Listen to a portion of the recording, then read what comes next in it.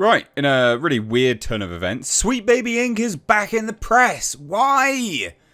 Well, because they're trying to hide everything. And, I mean, successfully, actually, to a degree. Sweet Baby Inc. has redesigned its website to remove the client and game list. So now we don't know what games they're working on. Presumably until the game comes out. And also its sort of agenda, the woke agenda that it's got going, which we know it has. They were pretty open and honest about that. I don't think this will go the way they think it does, or the way that they're hoping it will. I reckon this will still be something people can track down. But yeah, if we apparently didn't have any effect, you know, people making videos such as this, you guys not buying their crap, or the crap games that they worked on, yeah, they wouldn't have done this, would they? But we know full well that they're struggling. They've come out and said it, that some of their workers can't actually get jobs now working for other game developers and game studios. Good. You shouldn't be getting any jobs anywhere near games. You literally hate games. You cannot have fun. You're a moron. Everything has to be a lecture. So piss off. Go. So no, I thought we'd take a look, because this is the ever-changing face of games at the moment. So hit subscribe if you're new here. Turn the bell notifications on. I'll leave this article link down below. But Sweet Baby Inc. has redesigned its website to remove its client and game list in an apparent attempt to hide its woke agenda to potential clients. So the website previously made it abundantly clear that the company was attempting to inject woke ideology into video games. They were not hiding it. In the About Us section, it declared, quote, "Our mission is to tell better, more empathetic stories whilst diversifying and enriching the video games industry. We aim to make games more engaging, more fun, more meaningful, and more inclusive for everyone." You know what makes an inclusive game? Just a fun game that anyone can play.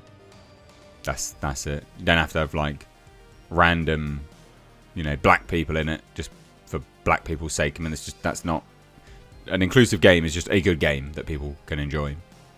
Again, case in point, ladies and gents, probably the most inclusive game of the last couple of years is Black Myth Wukong. Why is it so inclusive? Because your player is a monkey man. And anyone can project themselves onto a monkey man, surely. I'm just joking. Anyway, so it's also featured an outreach section that stated, "New and marginalised talent can change this industry if given the proper support. We want to provide this through our outreach programs." Oh, excellent. Good. So it also listed a whole bunch of projects that it was working on. Alan Wake 2, Sable, Battle Shapers, Spider-Man 2, God of War Ragnarok, Usual June. So whilst a lot of these featured games, you could navigate to the site's projects page and discover more of the company's games, such as Suicide Squad, Kill the Justice League, The Crew, Motorfest, South of Midnight, Capes and more. So there's all this. There were loads, a big old list of games. Furthermore, the company also shared a client list. It had this is the pretty extensive client list, to be honest. Xbox, EA, Valve, Warner Brothers, games, Square Enix, Ubisoft. You know, loads.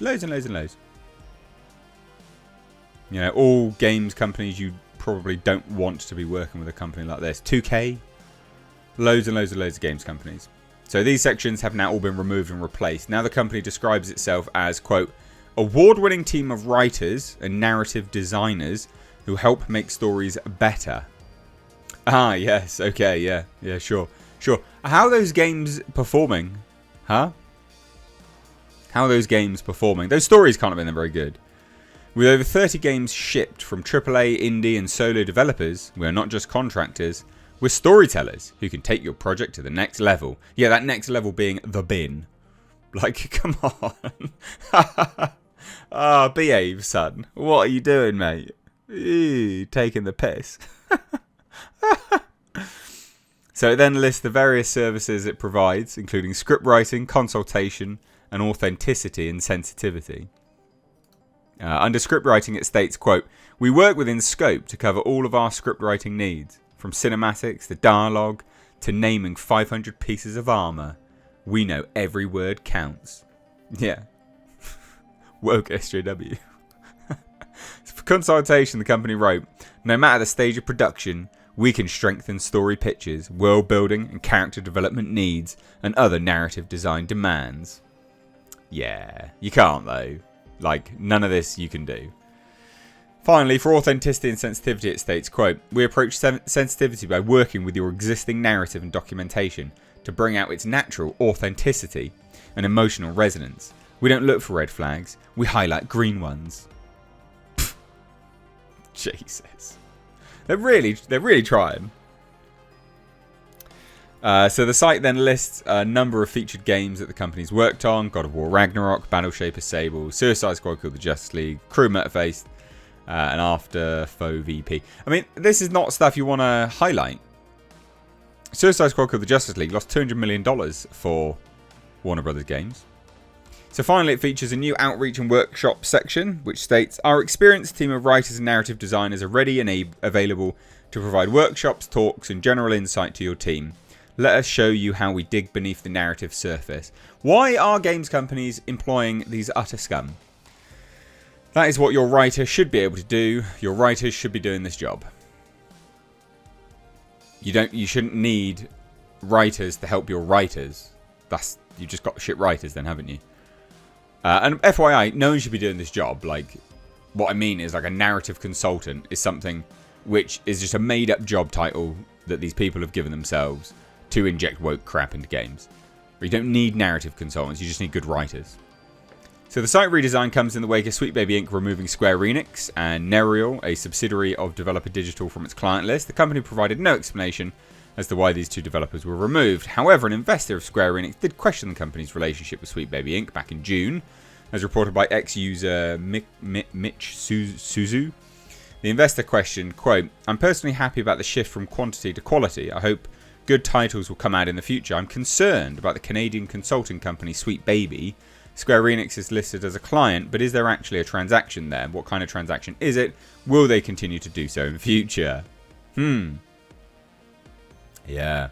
And Square Enix replied saying, "I would like to refrain from making specific comments about individual clients. As we shift from quantity to quality, providing content that is enjoyable and safe for our customers is also part of what makes a product fun. We'll do our best as creators." Yeah. You know what though? I think that I do wonder if they're going to change their name. Because you type in Sweet Baby Inc. all over the internet. Like, you can't escape these videos. You can't escape the articles being written about them. So it might be all well and good doing a redesign and a refresh and removing all these things. But yeah, it's quite difficult now to rid themselves of the SEO that's happened, all the search engine stuff. You type in Sweet Baby Inc. on Google, it's just going to come up with stuff about this, how bad it is. They are cancer to video games. So the redesign also comes after a former Sweet Baby Inc. employee, Kazuma Hashimoto, a woman pretending to be a man, revealed on a Twitch stream discovered by YouTuber Smash JT that the developers were no longer interested in working with individuals who worked for Sweet Baby Inc., which is good. That's the right thing to do. Absolutely. So there you go. I mean, I wouldn't be surprised if they then changed their name. I honestly wouldn't be surprised if they changed their name.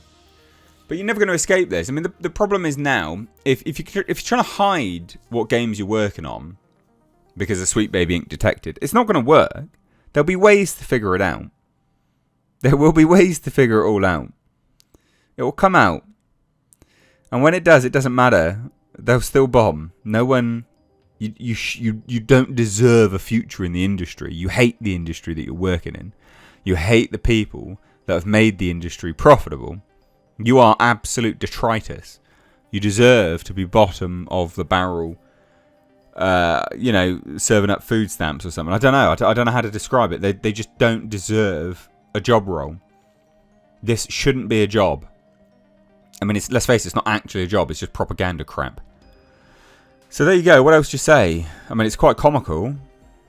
Again, you can't do anything. There is no next level, right? There's no next level that this games company can help you. Oh, take your project to the next level. Yeah, like I said earlier, that next level is the bin. You're scum. Go away. Anyway, leave your thoughts down below. Love to hear it. Cheers, guys. Take care. Bye-bye now.